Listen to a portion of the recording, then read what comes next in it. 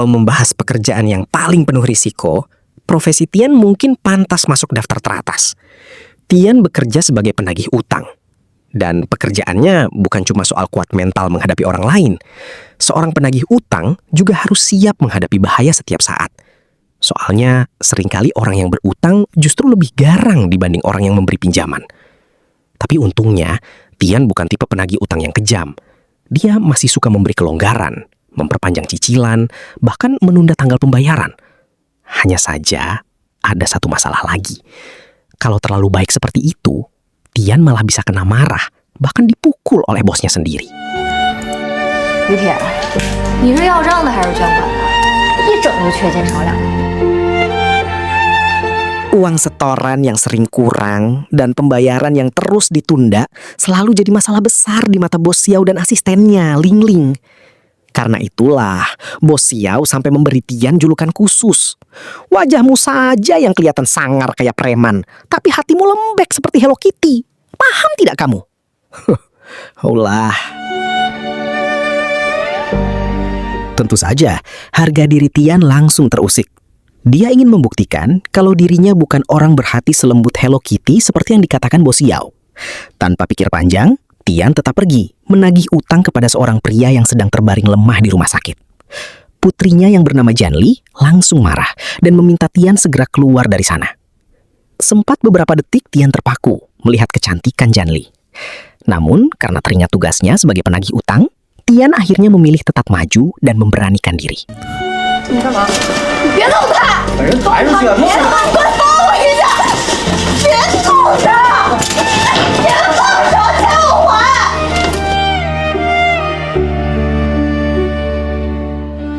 Akhirnya, Jian berjanji akan melunasi seluruh utang ayahnya kepada Bos Xiao. Tapi anehnya, kali ini Tian tidak banyak berbicara seperti biasanya. Dia justru lebih sering diam, karena tidak tega membuat wanita secantik Jianli terluka perasaannya. Bahkan, sejak bertemu Jianli, semua hal yang dulu dianggap menyenangkan terasa berbeda bagi Tian. Wajah cantik dan senyum manis Jianli terus terbayang di pikirannya. Sampai-sampai, Tian ingin terus bertemu dengannya lagi. Sebagai pria yang sedang jatuh hati, Tian pun mulai mencari tahu tempat Jianli bekerja. Ternyata, wanita itu adalah seorang teller di kantor pos. Dari situ, Tian mulai penasaran dengan banyak hal tentang Jianli. Mulai dari rumahnya, kegiatan sehari-harinya, sampai... kenapa malah jadi ingin tahu kapan tanggal Jianli datang bulan? Aduh, Tian. Sebagai laki-laki yang sedang dimabuk cinta, Tian tentu mencoba meminta bantuan Cai Tiao agar utang ayah Jian bisa dihapus begitu saja. Tapi jawabannya sudah pasti ditolak mentah-mentah. Mana mungkin bos mau rugi hanya demi pegawai yang setoran uangnya saja selalu kurang. Meski begitu, Tian tidak mau menyerah begitu saja. Dia sampai pergi ke tempat kakaknya untuk minta dipotongkan rambut gratis. Paling-paling dia cuma perlu memberi uang jajan untuk keponakannya. Lucunya, sang keponakan malah lebih rela tidak diberi uang daripada harus bilang kalau paman Tian itu tampan. Tapi ya sudahlah. Tujuan utama Tian cuma satu. Dia ingin punya gaya rambut yang bisa membuat perempuan cantik langsung jatuh hati saat melihatnya. Namun harapan itu langsung dihancurkan begitu saja. Mas, denger ya. Mau rambutmu dipotong model apapun, muka kamu tetap saja mirip preman kampung. Jadi percuma, hasilnya tetap sama. Jelek.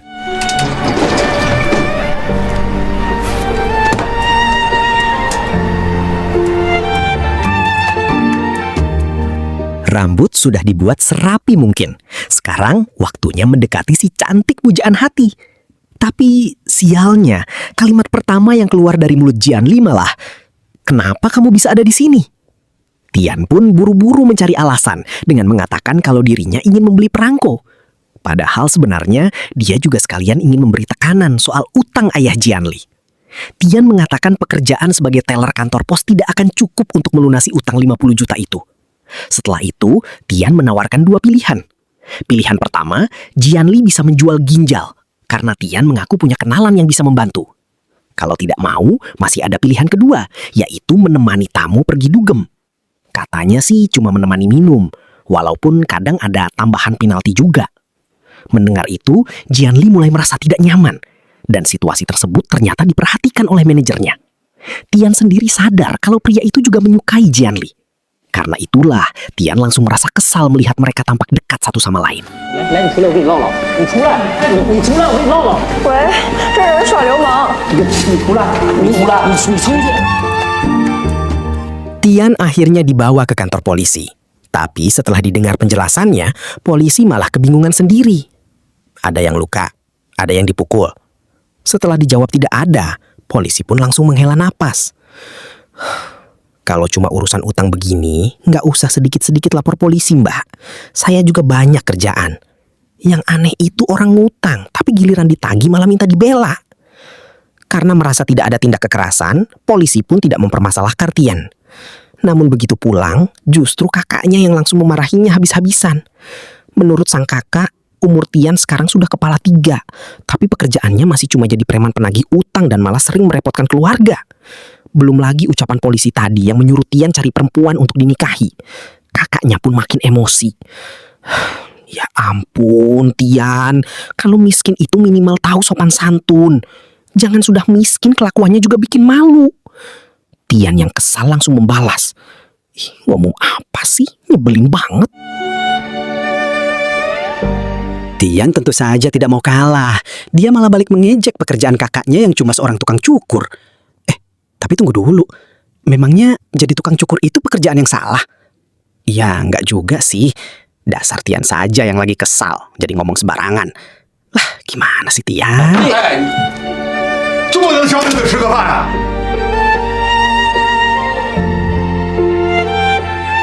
Sudahlah, urusan Jianli nanti dulu dipikirkan. Karena saat itu, Tian malah tiba-tiba dipalak uang jajan oleh keponakannya sendiri. Tian pun bertanya, kenapa nggak minta ke Andilo saja? Bukannya dia lebih ganteng dari pamanmu? Namun Pepe langsung menjawab, Andilo memang ganteng, tapi dia nggak seperti paman yang selalu bisa ngasih uang. Bahkan kalau kurang, masih bisa nambah lagi. Mendengar jawaban polos itu, tiba-tiba Tian mendapat ide cemerlang. Kalender bergambar yang tadi ada di tembok, langsung dia ambil, lalu dibawa menemui Jianli. Kali ini, Tian menawarkan pilihan baru sebagai pengganti utang ayahnya. Jianli diminta berpura-pura menjadi pacarnya selama 1 bulan penuh. Namun Jianli sama sekali tidak tertarik menanggapi tawaran aneh itu dan memilih untuk pergi dan...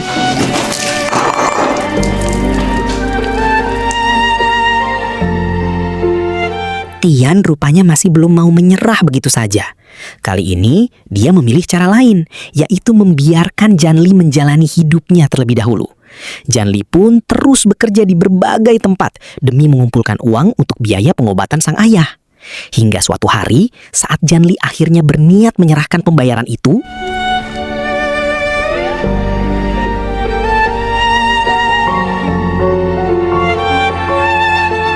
perlahan-lahan pandangan Jianli terhadap Tian mulai berubah. Sampai akhirnya, Jianli bersedia menjadi pacar pura-pura Tian. Tapi ada syaratnya. Hubungan itu hanya berlangsung selama 1 bulan, dan mereka tidak boleh bersama lebih dari 2 jam setiap kali bertemu. Tian langsung menyetujui aturan tersebut.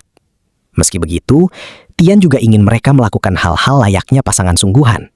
Termasuk, ya Tian sempat berharap ada sedikit momen romantis juga. Namun Jianli langsung menolak tegas. Baginya, dia hanya mau menemani Tian makan dan jalan-jalan. Tidak lebih dari itu. Tian sempat menarik napas panjang, seolah kecewa dengan batasan tersebut. Tapi karena hatinya sudah benar-benar jatuh pada Jianli, akhirnya Tian tetap menerima semua syarat itu.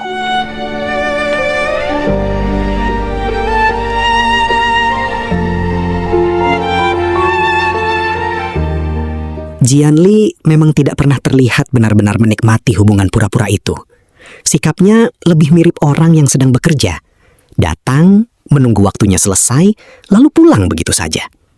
Bahkan saat pergi bersama Tian, Jianli hampir selalu menolak makan. Karena itulah, Tian diam-diam selalu membungkus makanan untuknya. Tian juga tidak pernah lupa memastikan Jianli pulang ke rumah dengan selamat setiap kali mereka selesai bertemu. Di luar waktu kencan pun, Tian sering membawa makanan dari rumah untuk diberikan kepada Jianli. Meski Tian tahu makanan itu hampir tidak pernah diterima, dia tetap melakukannya tanpa bosan. Tian terus mengulang perhatian-perhatian kecil itu setiap hari. Baginya, bisa menghabiskan waktu bersama Jianli saja sudah cukup membuat harinya terasa berwarna. Walaupun Jianli masih sering bersikap dingin, Tian tetap menikmati setiap momen yang bisa dia lewati bersamanya.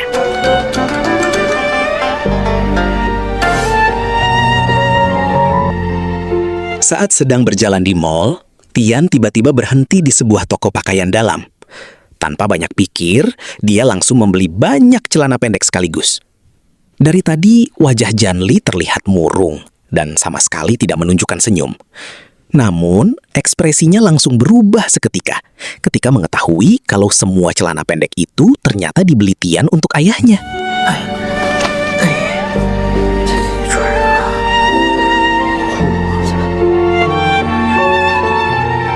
Tian merawat Pak Han seolah sedang menjaga orang tuanya sendiri. Mungkin bagi Tian, semua itu dilakukan dengan tulus demi Jianli. Namun anak buah Tian jelas tidak tega melihat bosnya terus diperlakukan seperti itu. Menurut mereka, Jianli harus benar-benar tahu sebesar apa perasaan tulus Tian kepadanya. Karena itulah, Tian mulai mencari berbagai cara untuk membuktikan cintanya. Sampai akhirnya, entah bagaimana ceritanya, Tian memilih mendonorkan darahnya. Memang terdengar agak tidak nyambung, tapi bagi Tian, itu adalah salah satu cara menunjukkan ketulusannya. Tian terus melakukan berbagai hal hanya untuk bisa melihat senyum di wajah wanita yang dicintainya itu. Dan perlahan, semua usaha yang dilakukan Tian mulai menunjukkan hasil. Terutama saat mereka menghabiskan waktu bermain ski es bersama.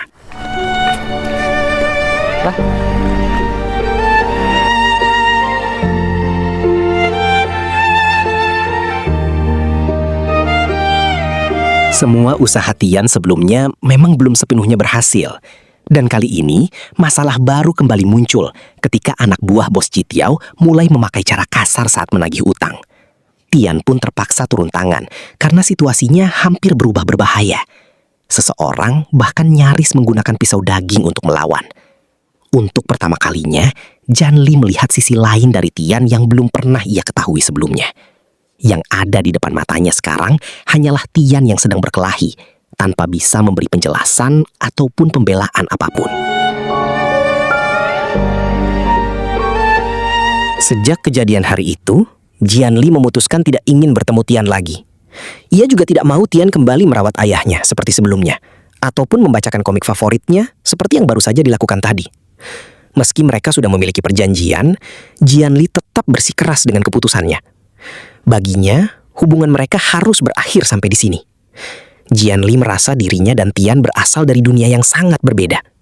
Karena itu, ia meminta Tian melupakan semua harapan dan perasaannya. Soal utang ayahnya, Jianli memilih mencari jalan sendiri untuk melunasinya.雨天，你别在我身上浪费时间了。 Perasaan Tian benar-benar kacau saat itu. Kepalanya sudah dipenuhi emosi hingga ia tak lagi peduli mana yang benar dan mana yang salah.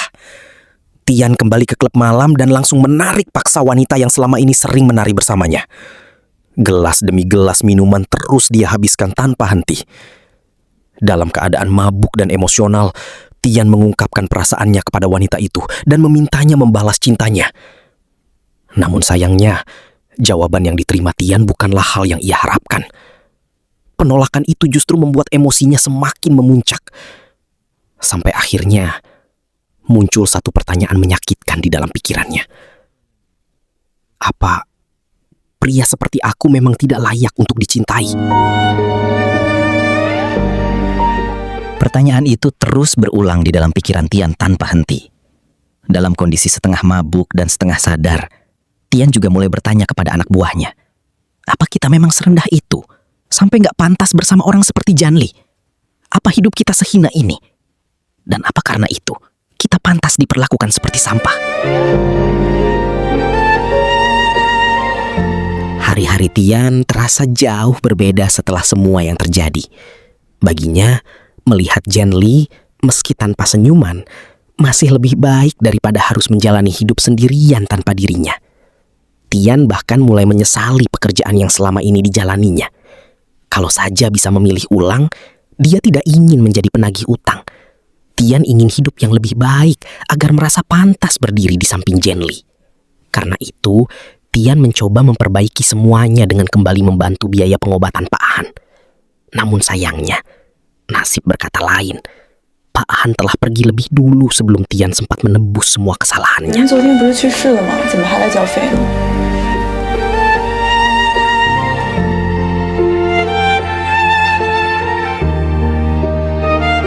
Kepergian Pak Han benar-benar menghancurkan perasaan Tian. Rasa sedih itu semakin berat saat melihat Jenli hanya bisa meletakkan peti ayahnya di rumah duka kecil yang sempit tanpa satupun kerabat datang menemani. Melihat keadaan itu, Tian langsung meminta agar peti Pak Han dipindahkan ke rumah duka yang lebih besar. Tian berkata, nanti akan banyak orang datang melayat. Dan ternyata benar. Orang-orang yang hadir adalah mereka yang dulu pernah dibantu Tian saat terlilit utang. Memang Tian sempat berbohong dengan mengatakan bahwa almarhum adalah calon ayah mertuanya. Namun setidaknya, kebohongan kecil itu berhasil membuat Jenli tidak merasa sendirian di hari perpisahan terakhir dengan ayahnya. Kehilangan seseorang memang selalu meninggalkan rasa sakit. Namun bagi Janli, kepergian ayahnya justru membuatnya sadar akan satu hal. Selama ini, ada seorang pria yang benar-benar tulus memperhatikannya, termasuk kepada ayahnya. Tian merawat Pak Han dengan penuh kesabaran, tanpa pernah mengeluh. Ia juga diam-diam membayar berbagai tagihan tanpa diminta. Bahkan rela membacakan komik hanya untuk menghibur ayah Janli. Untuk pertama kalinya, Janli mulai membuka cerita tentang keluarganya kepada Tian. Bukan tanpa alasan, tidak ada satupun keluarga yang datang ke pemakaman tadi. Ayah Janli memang seorang penjudi berat. Ia tega memakai uang siapa saja dan berutang kemana-mana hanya demi berjudi.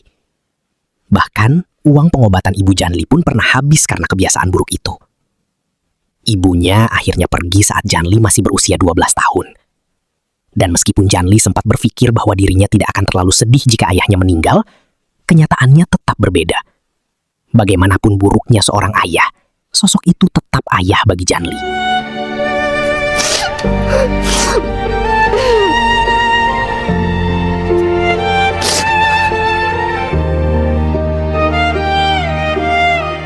Cerita Jianli tentang ayahnya membuat Tian tiba-tiba teringat pada sang ayah sendiri.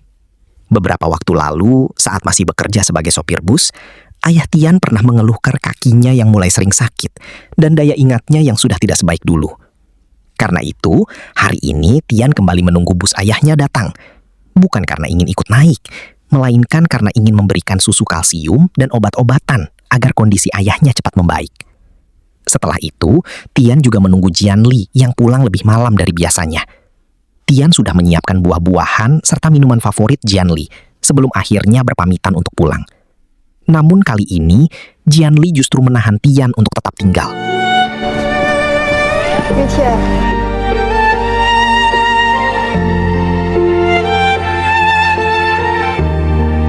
Jianli benar-benar merasa berutang budi kepada Tian. Dalam hati, Jianli merasa dirinya memang terlalu menyedihkan hingga terus menerima semua kebaikan yang Tian berikan selama ini. Namun bagi Tian, semua itu bukanlah sesuatu yang istimewa. Ia merasa belum melakukan apapun untuk Jianli. Sampai akhirnya, Jianli pun mengajak Tian untuk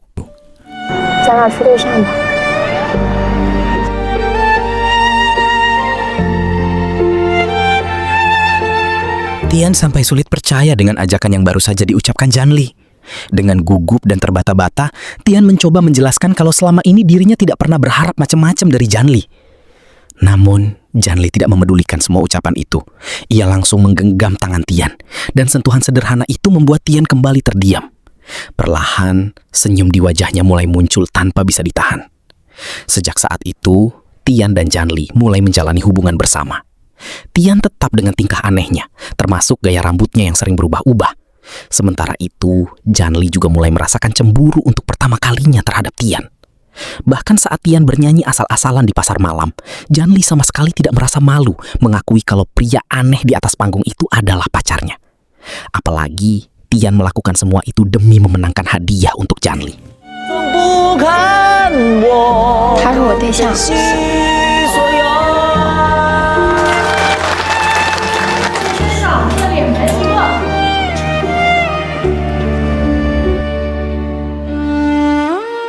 Setelah Tian dan Jianli akhirnya berbagi momen romantis mereka untuk pertama kalinya, perhatian Tian tiba-tiba tertuju pada sebuah lukisan laut yang tergantung di kamar Jianli.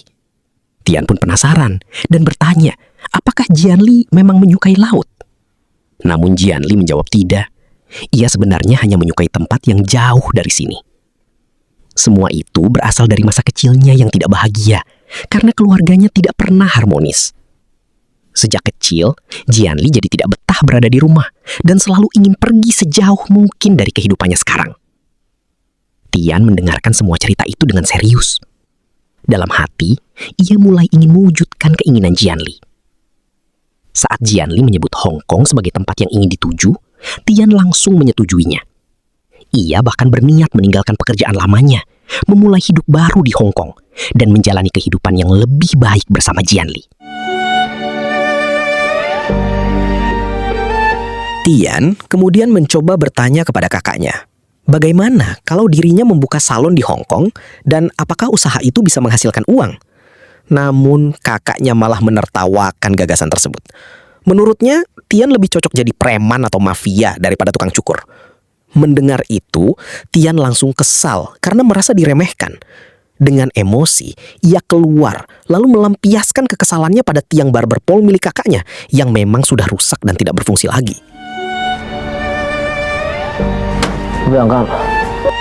Tian ternyata benar-benar serius dengan keputusannya. Ia bahkan langsung menemui bos Chai Tiao untuk menyampaikan niatnya keluar dari pekerjaan tersebut. Namun, Chai Tiao tidak menahannya sama sekali. Sebaliknya, ia justru menawarkan peluang bisnis baru kepada Tian. Tian hanya perlu menanamkan uangnya sebagai modal, lalu setelah usaha itu berjalan, Tian tidak perlu lagi bekerja keras dan bisa memiliki lebih banyak waktu bersama Jianli. Mendengar tawaran itu, Tian langsung tertarik dan menyerahkan seluruh tabungannya kepada Chai Tiao sebagai investasi. Menjelang rencana kepindahan mereka, Tian juga membeli sepasang jam tangan mewah untuk dirinya dan Jianli sebagai simbol perayaan sebelum mereka pergi ke Hong Kong setelah tahun baru. Jianli benar-benar tersentuh melihat semua usaha yang dilakukan Tian demi masa depan mereka. Sampai akhirnya, Jianli pun mengajak Tian untuk menikah setelah mereka menetap di Hong Kong nanti. 过完年咱俩去领证吧。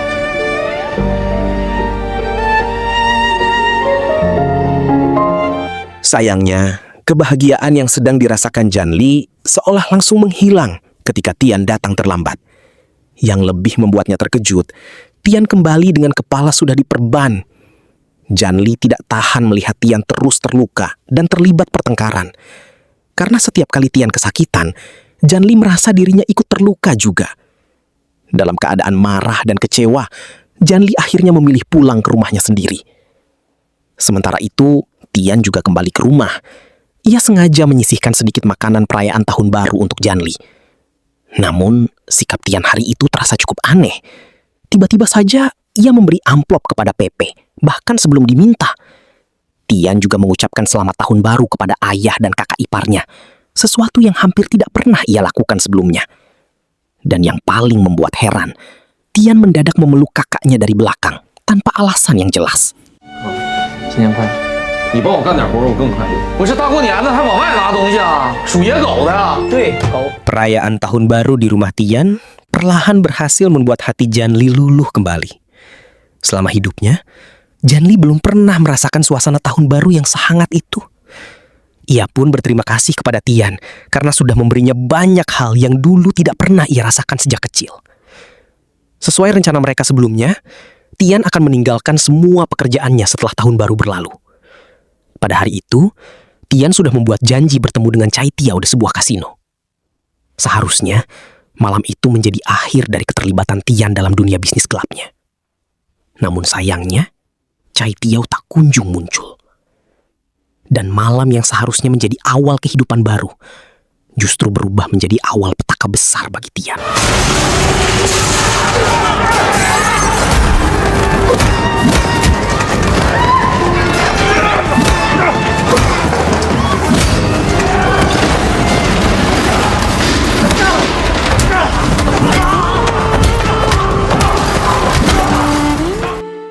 Sialnya, malam itu juga merupakan malam saat Tian sudah berjanji untuk berkencan dengan Jianli.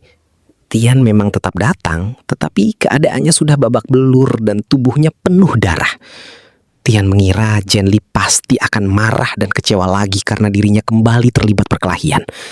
Namun kali ini Jenli justru berbeda. Ia malah panik, khawatir, dan ingin segera mengobati luka-luka Tian. Anehnya, Tian bukannya merasa tenang. Ia malah berdiri lalu mulai mengucapkan kata-kata kasar yang menyakitkan kepada Jenli.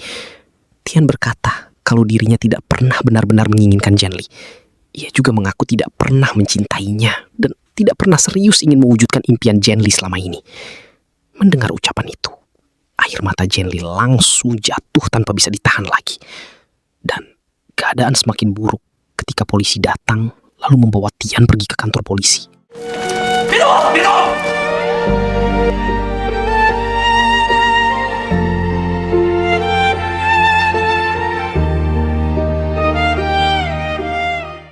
Pada akhirnya, Tian benar-benar harus menjalani hukuman penjara.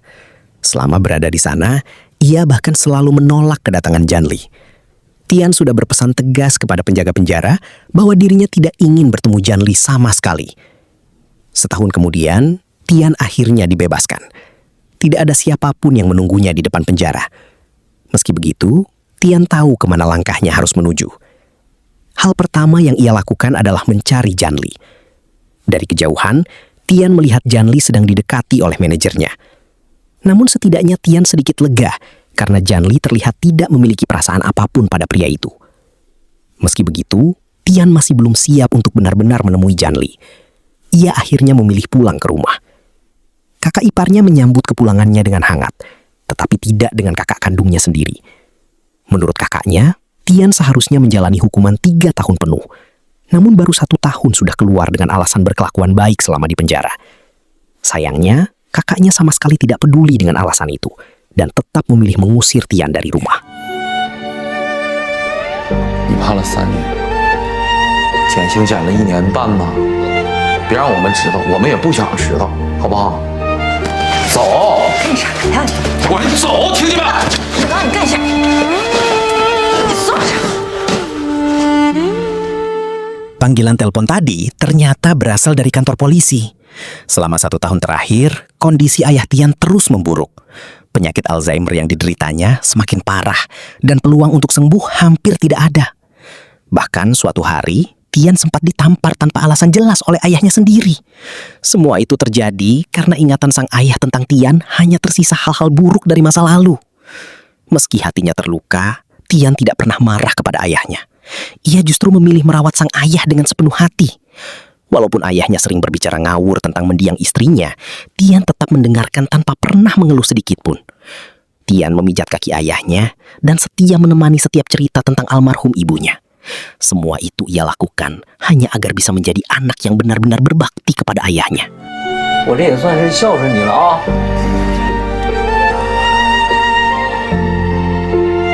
Tian rupanya masih belum kehabisan cara. Ia kemudian menghubungi 2 mantan anak buahnya untuk mencari tahu keberadaan markas Chai Tiao sekarang. Menurut mereka, lokasi tempat itu memang cukup jauh, tetapi Tian sama sekali tidak peduli.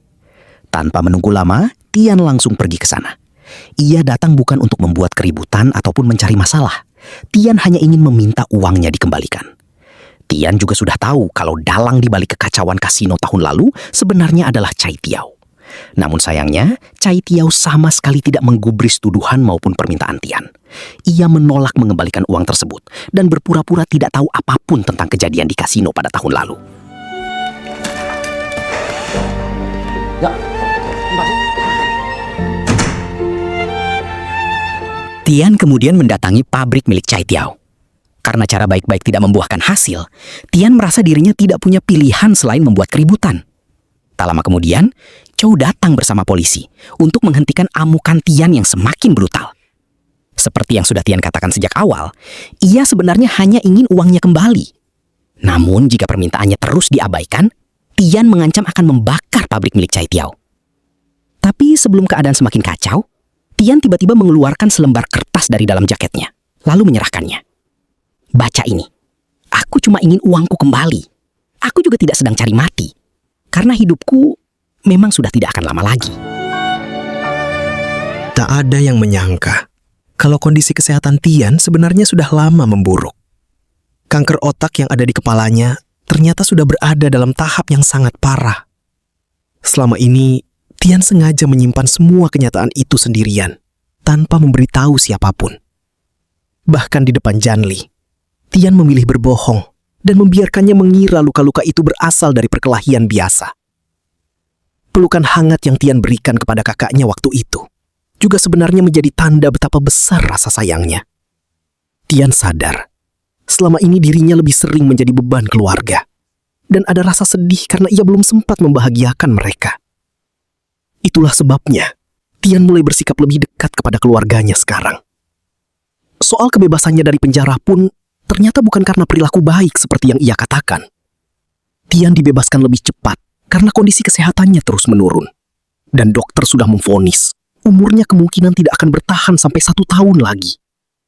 Ditambah berbagai komplikasi lain yang semakin parah, pihak penjara akhirnya memutuskan membebaskan Tian 2 tahun lebih awal.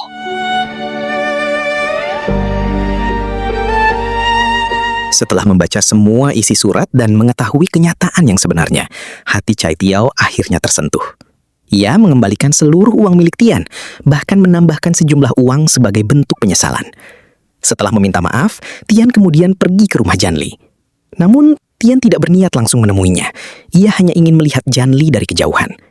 Bagi Tian, menyaksikan lampu rumah Janli tetap menyala dan mengetahui Janli masih menjalani hidup dengan baik saja sudah cukup menenangkan hatinya. Sayangnya, Tian terlalu lama bertahan di sana. Hingga saat pagi mulai tiba, tubuh Tian akhirnya sudah tidak sanggup menahan rasa sakitnya lagi. Lalu,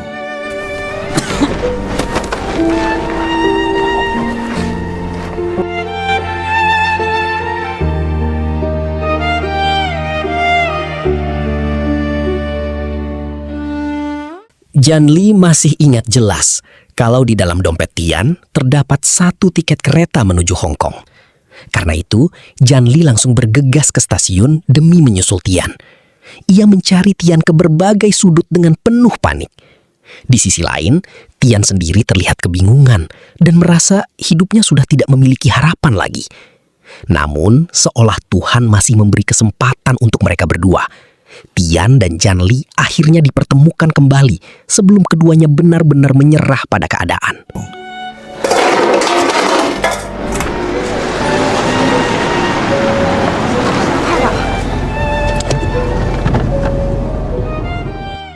Janli teringat kalau di dalam dompet Tian ada tiket kereta menuju Hong Kong. Tanpa membuang waktu, Janli langsung pergi ke stasiun untuk mencari Tian. Ia berlari ke sana kemari, berharap bisa menemukan Tian sebelum terlambat. Sementara itu, Tian terlihat kehilangan arah dan merasa hidupnya sudah tidak lagi memiliki harapan. Namun rupanya, takdir masih berpihak pada mereka. Sebelum keduanya benar-benar tenggelam dalam keputusasaan, Tuhan kembali mempertemukan Tian dan Janli.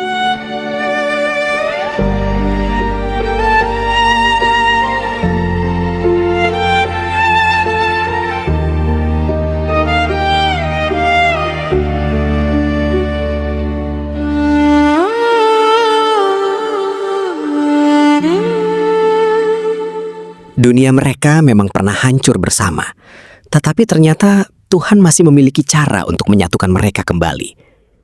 Tian yang sudah sadar bahwa waktunya tidak akan lama lagi, mulai menyampaikan banyak pesan kepada Janli. Semua itu bukan karena Tian ingin memaksakan keinginannya, melainkan karena rasa sayangnya yang begitu besar kepada Janli. Tian ingin Janli tetap bahagia, meski suatu hari dirinya sudah tidak ada. Tian bahkan berkata, kalau nanti Janli memilih menikah dengan orang lain, pilihlah pria yang benar-benar tulus mencintainya. Tian juga berpesan agar Janli tidak bersama manajer kantornya, karena menurut Tian, pria itu bukan orang yang baik untuknya. Tian percaya Janli pantas mendapatkan cinta yang tulus dari seseorang yang benar-benar menyayanginya. Janli pun mengangguk dan menerima semua ucapan Tian. Namun satu hal yang pasti, selama Tian masih ada di sisinya, Janli tidak akan pernah meninggalkannya. Perkataan itu pada akhirnya benar-benar terjadi.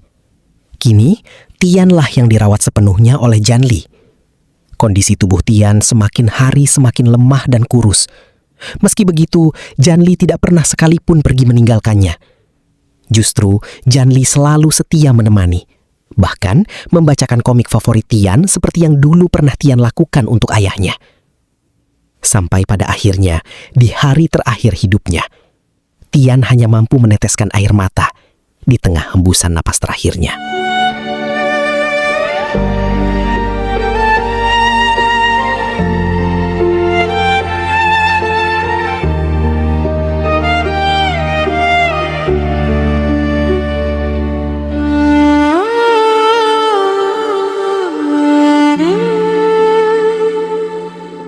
Pada akhirnya, Tian benar-benar pergi untuk selamanya.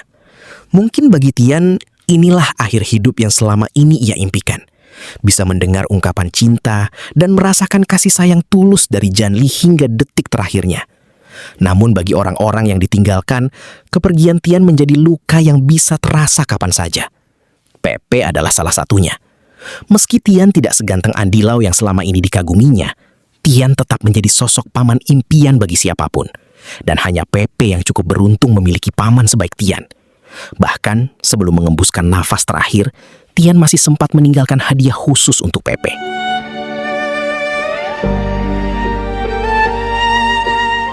Bukan hanya Pepe yang mendapat hadiah terakhir dari Tian. Kakak kandungnya pun ternyata menerima sebuah paket yang sudah disiapkan Tian sebelumnya. Isi paket itu adalah sebuah barber pole baru. Tian tahu barber pole milik kakaknya sudah lama rusak. Hadiah sederhana itu justru meninggalkan penyesalan besar di hati sang kakak. Ia tidak pernah menyadari kalau adiknya yang dulu ia usir dari rumah ternyata masih selalu memperhatikan hal-hal kecil tentang dirinya. Meski pernah dibuang dan ditolak, Tian tetap mengingat dan memedulikan kakaknya sampai akhir hidupnya. Ada satu kejutan lain yang sudah Tian persiapkan sebelum Tian akhirnya berpulang. Dan kejutan itu ia tunjukkan pada Jianli. Sepulang kerja, Jianli tiba-tiba sudah ditunggu ayahnya Tian. Ayah Tian datang dan mengantar Jian pulang. Namun, jika ditanya bagaimana bisa seorang pengidap Alzheimer mengingat dengan detail tentang Jianli, jawabannya tentu karena Tian sudah mempersiapkan semuanya. Secari kalender yang dari dulu selalu digunakan, Tian mencatat tanggal kencannya dengan Jian. Itu sudah berisi nama, alamat, dan jam berapa Jianli biasa pulang. Waktu itu, Tian berpesan pada ayahnya, "Jian mungkin adalah nama yang asing bagimu, tapi aku pernah berencana menikahinya dan membangun rumah tangga bersamanya. Sayangnya aku harus masuk ke penjara kali itu, jadi aku gagal melakukannya. Jadi ayah bisa menganggap Jianli sebagai anak menantumu untukku. Aku juga sudah meninggalkan uang untuk Jianli. Tolong berikan padanya. Jaga Jian seperti ayah biasa menjaga anak-anak ayah. Aku percaya ayah bisa melakukannya, walau dengan semua kekurangan yang ayah punya."